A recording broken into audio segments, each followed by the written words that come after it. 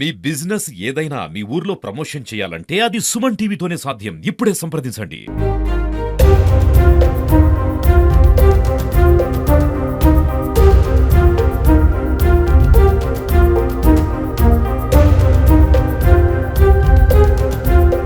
నట సార్వభౌమ స్వర్గీయ నందమూరి తారక రామారావు గారి జ్ఞాపకాలను ఆయన చేసిన తెలుగు జాతికి పేరు తెచ్చిన విశ్వంలోనే తెలుగు జాతికి గుర్తింపు తెచ్చిన సింహం నందమూరి తారక రామారావు గారు. రామారావు గారు రాజ్యాధికారం చేపట్టిన తర్వాత గ్రామాలలో కరణాలు జమీందారుల రాజ్యం ఉండేది.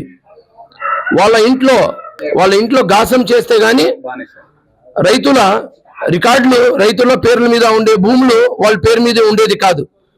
అటువంటి పరిస్థితుల్లో ఆ మహానుభావుడు వచ్చి ఆదాస్య సుంకాలను తెలుగు రాష్ట్ర ప్రజలను బయట పారేసిన మహానుభావుడు నందమూరి తారక రామారావు గారు.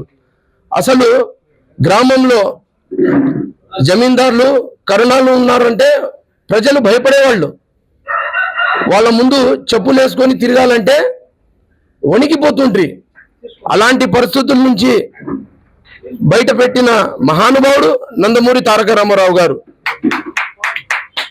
ప్రకృతి మరవలేని గేయం నీ జననం, కాలం మాన్పులేని గాయం నీ మరణం, నీకు సరిపోల్చలేనిది ఎవరు.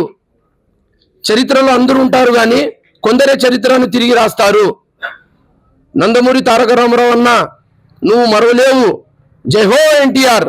ఈరోజు కర్నూలు జిల్లా పార్టీ అధ్యక్షురాలు గుడిసె ఆదికృష్ణమక్క గారి ఆదేశాల మేరకు తెలుగుదేశం పార్టీ నందమూరి అభిమానులకు, తెలుగుదేశం పార్టీ నాయకులకు, కార్యకర్తలకు పేరు పేరున నా నమస్కారాలు.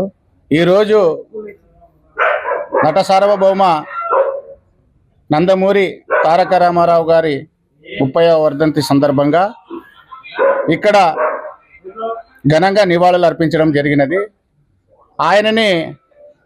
ఆయన చేసిన మేలుని ఈరోజు మనం గుర్తు చేసుకోవాలని చెప్పి ఈ సందర్భంగా తెలియజేస్తా ఉన్నాను. 1923 మే 28న మన ప్రపంచంలో, విశ్వంలో ఆయన కలియుగ పురుషుడిగా జననం చెందడం జరిగినది. ఆయన జననం ఒక పెను మార్పులు తెస్తుందని ఆ రోజుల్లో తెలియదేమో. ఆయన పెరిగిన తర్వాత, ఆయన పెద్ద అయిన తర్వాత కోట్లాది మంది ప్రజల్ని, అభిమానుల్ని సంపాదించుకోవడం జరిగినది. ఆయన 2 రకాలుగా అభిమానుల్ని సంపాదించుకోవడం జరిగినది. ఆయన ఒక రంగము సినీ రంగము, రెండవది రాజకీయ రంగము. సినీ రంగంలో దేవుడు అంటే ఎట్లా ఉంటాడో తెలియదు ఇప్పటి వరకు. ఆయనే దేవుడుగా భావించేవారు. అది ఎలాగంటే శ్రీకృష్ణుని అవతారం అయితేనేమి, అర్జునుని అవతారం అయితేనేమి, వెంకటేశ్వరుని అవతారం అయితేనేమి, రాముని అవతారం అయితేనేమి, దుర్యోధనుని అవతారం అయితేనేమి, ఏ పాత్ర పోషించినా ఆయన కళారంగం అభిమానుల్ని చాలా ఆకట్టుకునేది. అలాగే సామాజికంగా కూడా ఆయన సినిమాల్లో ఎంతోమంది మనుషుల్లో మార్పు కూడా తీసుకురావడం జరిగినది. దాని తర్వాత జరుగుతున్నటువంటి రాజకీయ అధికార రాజకీయాలు, ఆధిపత్య రాజకీయాలు చూసి ఆయన చలించిపోయి తెలుగు రాష్ట్రాల్లో జరుగుతున్నటువంటి అన్యాయాల్ని, ఆకృత్యాలని చూసి ఆ రోజు ఆయన తెలుగువాడి ఆత్మగౌరవం నిలపాలని చెప్పి పేద, బడుగు, బలహీన వర్గాలు, ఎస్సీ, ఎస్టీ, బీసీ మహిళలకి రాజ్యాధికారం తీసుకురావడంలో ఆయన కీలక పాత్ర పోషించడం జరిగినది. ఆయన రాజకీయ రంగ ప్రవేశం 1982 మార్చి 29న తెలుగుదేశం పార్టీ అనే పార్టీని స్థాపించడం జరిగినది. ఆ రోజు నుంచి ఈ రోజు వరకు పార్టీ ఎన్నో ఒడిదుడుకులు ఎదుర్కొన్నా, నారా చంద్రబాబు నాయుడు నాయకత్వం అయితేనేమి, అలాగే నారా లోకేష్ బాబు గారి నాయకత్వం అయితేనేమి ఈరోజు పటిష్టంగా నిలబడి ఉంది. విజన్ ఉన్న నాయకుడు చంద్రబాబు నాయుడు గారు పార్టీని పట్టుకొని ఆయన పార్టీని మళ్ళీ నిలబెట్టడం జరిగింది. ఈరోజు మేము తెలుగుదేశం పార్టీ కార్యకర్తలుగా మేము సగర్వంగా తిరుగుతున్నామంటే ఆ రోజు స్వర్గీయ నందమూరి తారక రామారావు గారు స్థాపించిన పార్టీ కృషి వల్లే ఆయన చేసిన మేలు వల్లే ఈరోజు ఇలా నిలబడగలిగి మేము చెబుతున్నామని చెప్పి ఈ సందర్భంగా తెలియజేసుకుంటున్నా ఉన్నాను. అలాగే మేము నారా చంద్రబాబు నాయుడు నాయకత్వంలో, అలాగే నారా లోకేష్ బాబు గారి నాయకత్వంలో, ఇక్కడ ఉన్నటువంటి ఇన్ఛార్జి మీనాక్షి నాయుడు అన్న గారి స్ఫూర్తితో, అలాగే మా పోరాటి పటిమ నాయకురాలు గుడిసె ఆదికృష్ణమ్మక్క గారి ఆధ్వర్యంలో మేము పార్టీని బలంగా అలాగే ముందుకు తీసుకెళ్తామని చెప్పి, అలాగే కార్యకర్తలకి నాయకులకి అందరికీ పేరు పేరున ధన్యవాదాలు తెలియజేస్తాం. అందరికీ నమస్కారములు. ఈరోజు కర్నూలు జిల్లా టీడీపీ పార్టీ అధ్యక్షులైన శ్రీమతి ఆది గుడిసె కృష్ణమ్మక్క ఆధ్వర్యంలో ఈరోజు స్వర్గీయులైన నందమూరి తారక రామారావు గారు వర్ధంతి జరుపుకుంటున్నాము.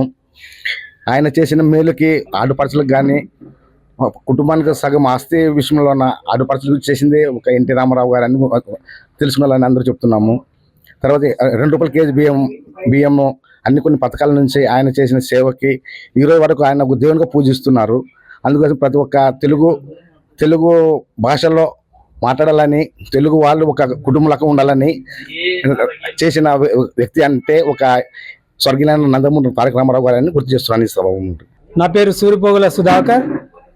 ఈరోజు శ్రీమతి గుడిసె కృష్ణమ్మక్క ఆదేశాల మేరకు మేము ఎన్టీఆర్ వర్ధంతికి నివాళులు అర్పించడానికి ఇక్కడికి వచ్చి ఉన్నాము. అయితే ఒక్కసారి మనము స్వర్గీయ ఎన్టీ రామారావు గారి గురించి స్మరించుకుంటే,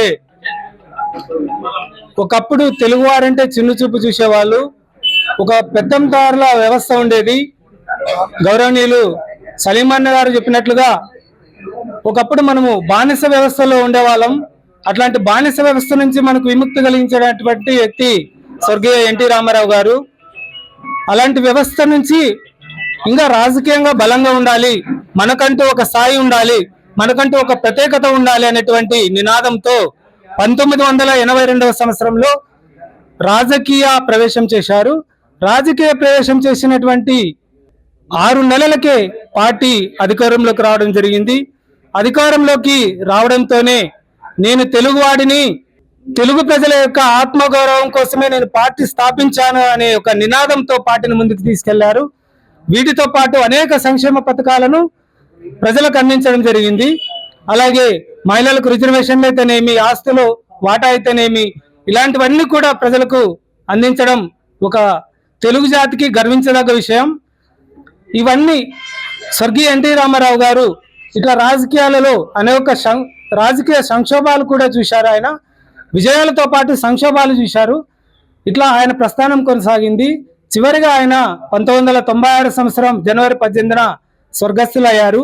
ఆయన స్వర్గస్థులు అయినప్పటికీ ఆయన యొక్క నినాదం కానీ, ఆయన యొక్క సిద్ధాంతాలు కానీ ఈ రోజు కూడా కొనసాగుతున్నాయంటే ఆయన తీసుకున్నటువంటి ఒక బలమైన నిర్ణయాలే ఇందుకు నిదర్శనమని మనం చెప్పవచ్చు.